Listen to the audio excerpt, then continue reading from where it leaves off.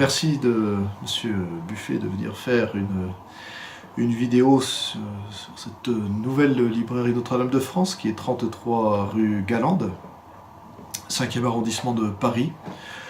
Elle se situe à 3 minutes à pied de l'ancienne librairie qui était rue Monge. C'est quasiment en ligne droite. Voilà. Alors pourquoi avoir changé d'emplacement? Eh bien ici c'est évidemment beaucoup plus passant. Voilà. C'est un peu moins cher aussi. Et puis on a la surface suffisante. Voilà.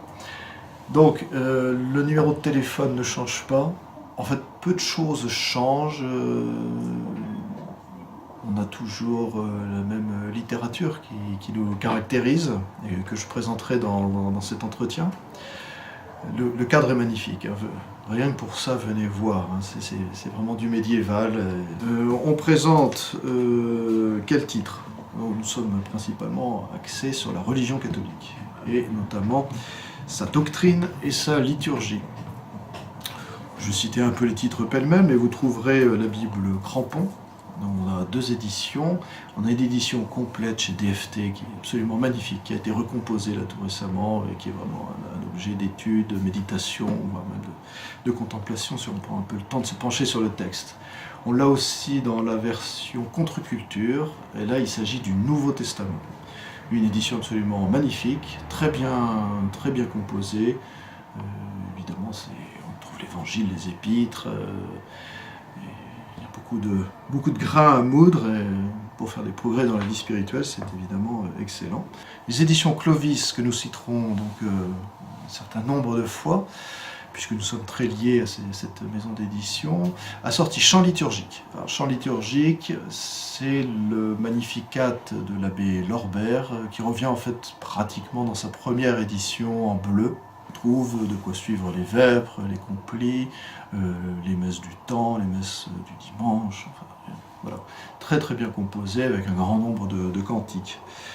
On y trouve des vies de saints, de la spiritualité, alors des grands classiques, vous y trouverez le livre bleu, donc édité soit par ACCR du Père Marziac, soit par la fraternité Saint-Pie X dans un de ses prieurés, le prieuré du Pointet, ouais, qui est dans le centre de la France. Donc là aussi, on peut suivre l'ordinaire de la messe, la retraite de Saint-Ignace, c'est donc très pratique pour la retraite de 5 jours de Saint-Ignace, mais aussi la retraite de 30 jours, ou de 8 jours. Dans les vies de saints, je vais en citer une qui est parue là récemment, donc la bienheureuse Marguerite de Métola, qui est sortie chez Quentin Moreau, un dynamique et sympathique éditeur bruxellois. Alors pourquoi cette biographie? Parce que Marguerite de Métola est en fait la patronne des mouvements pro-vie, qui donc sont opposés au crime d'avortement et qui accueillent les enfants qui ont quelques difficultés à être accueillis par leurs parents.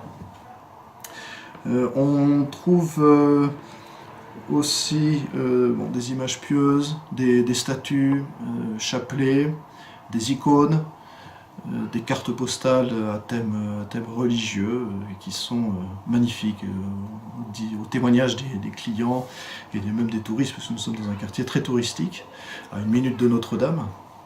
On trouve donc un très beau choix de cartes postales. On va aussi trouver, alors c'est deux petits bijoux qui ont été édités aux éditions de l'Emmanuel, 2 livres de Sainte Thérèse de l'Enfant Jésus. Donc, il y a ses poésies et prières et son histoire d'une âme dans les bonnes versions. Donc celle qui a été réétablie en 1992 sans les ajouts de sa sœur pour l'histoire d'une âme. Donc ses poésies et prières, ça, il n'y a pas de souci pour le texte lui-même. Donc aux éditions de l'Emmanuel. On trouve aussi des livres d'histoire.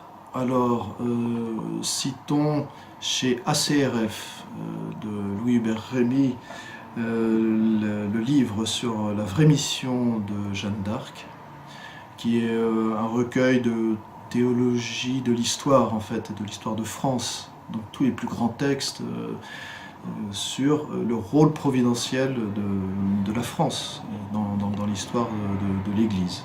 Cette alliance du trône et de l'autel qui est monstrueusement brisé à la Révolution française et qui est à l'origine de la décadence de notre pays, voire même de l'Église, parce que la France avait un rôle de protection des États pontificaux qu'elle n'a évidemment plus assuré.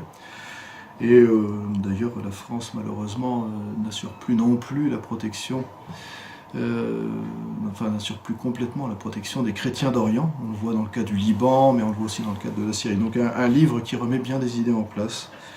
On va aussi trouver un autre classique comme celui de M.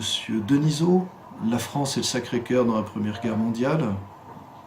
Là encore, c'est toujours de la théologie de l'histoire, c'est pas de l'histoire proprement dite. Donc cette intervention du ciel dans une France qui évidemment est révolutionnaire, hein, voilà, mais qui reste aussi chrétienne. Et on est juste au sortir du règne de Saint Pie. Et on a encore la foi en France à cette époque-là. Plus dans l'histoire et plus dans la politique, nous avons le livre, alors, le livre de Roger Olindre, 80 ans, ça suffit. Donc, toutes les impostures de ce siècle qui sont croquées comme il se doit par Roger Olindre. Toutes ces idéologies, toutes ces guerres de décolonisation qui se sont passées très mal aussi. On a tous ces mensonges politiques actuels. Voilà. Donc Roger Olindre règle ses comptes. Et il le fait de manière à ce que les esprits soient éclairés, en fait. Voilà. Et c'est pas seulement la destruction pour la destruction, même si de telles erreurs mériteraient en soi une attaque sans autre forme de procès. Et donc nous avons chez Godefroy de Bouillon, Yvan Gobry, 10 héros français. La France a produit des héros, il ne faut pas seulement se concentrer sur notre époque. Et il y a quand même de belles figures qui émergent. Je vous laisse découvrir ces 10 figures. Venez à la librairie Notre-Dame de France, 33 rue Galande, pour les découvrir.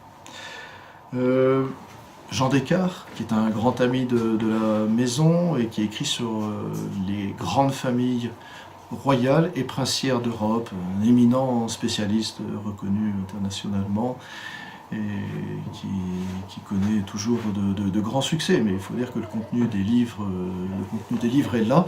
Et donc là, il s'agit du comportement de ces familles durant le premier et le second conflit mondial. C'est une leçon d'histoire politique. À quoi sert une famille royale? Et quelle est la tragédie d'avoir vu ou de voir disparaître ces familles royales ou de les voir décliner? Voilà. Disait donc le sceptre et le sang chez Perrin. Plus spéculatif mais très bien illustré, 7 leçons de politique du père Jean-Dominique aux éditions du Saint-Nom. Les éditions du Saint-Nom sont les éditions où le père Jean-Dominique a pas mal écrit. Il est un contributeur de premier ordre. Et il a aussi écrit le père Calmel aux éditions Clovis. Vous découvrez d'autres auteurs, je vais les passer plus rapidement alors qu'ils mériteraient beaucoup plus de temps. Lozac-Meur, les origines occultistes de la franc-maçonnerie, Sigaud, tous ses livres historiques sur Voltaire, sur l'Inquisition, sur la bourgeoisie dans la Révolution. Vous découvrirez De Villiers, par exemple, pour Il faut que je dise ce que j'ai vu, son dernier ouvrage. Jean-Pax Meffray, ses compilations, ses albums. Le dictionnaire de novlangue de Jean-Yves Le Gallou chez Via Romana, donc une excellente maison d'édition qui ne fait pas que ça, qui a des titres absolument magnifiques. Vous découvrirez Lumière de l'âme, de la chance, des entretiens radiophoniques dans les années 30 qui ont été retranscrits. Vous découvrirez un rayon enfant très bien fourni, un rayon morale et société aussi, qui expose toute cette belle doctrine de l'Église, toutes ces grandes figures. On pense au cardinal Pie, voilà, des ouvrages sur les fiançailles et le mariage, sur toutes les perversions modernes qui sont donc brocardées les unes après les autres. Est-ce que vous allez reprendre les samedis de dédicaces que vous organisiez l'année dernière à l'autre librairie? Oui, bien entendu, les dédicaces vont continuer.